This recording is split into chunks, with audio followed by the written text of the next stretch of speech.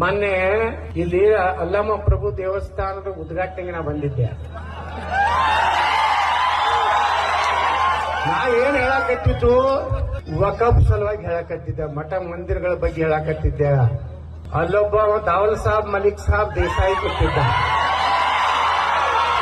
ನಾ ಹಿಂಗೆ ಮಾತಾಡ್ಕೊತ ಹಿಂಗ ನೋಡಿದೆ ಅವನ್ನ, ಬಹಳ ಸೆಟ್ಟಿಲ್ಲಕತ್ತಿದ್ದವ. ನಾ ಅಂದ್ಯ ನಮ್ಮವ್ರ ಹುಡುಗರು ಒಂದ್ 4 ಕೊಟ್ರಂದ್ರೆ ಮ್ಯಾಗೆ ಹೋಗ್ತಿರ್ತೀವಿ.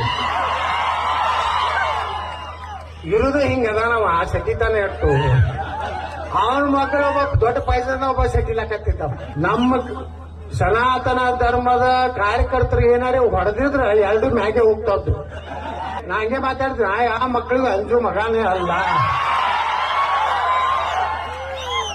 ಅವತ್ತು ನಾ ಯಾಕ ಆ ಸ್ಟೇಜ್ ಬಿಟ್ಟು ಇಳಿದೀನಂದ್ರೆ, ನಾ ಏನಾರೇ ತೆರಿ ತೆಳಗಾಗಿ ಹಂಗೆ ಮಾತಾಡ್ಕೊತಿದ್ರು ನಮ್ಮವ್ರು ಹಾಕಿ ಹೊಡೆದ್ ಜಡ್ದ್ ಬಿಡ್ತಿದ್ರು.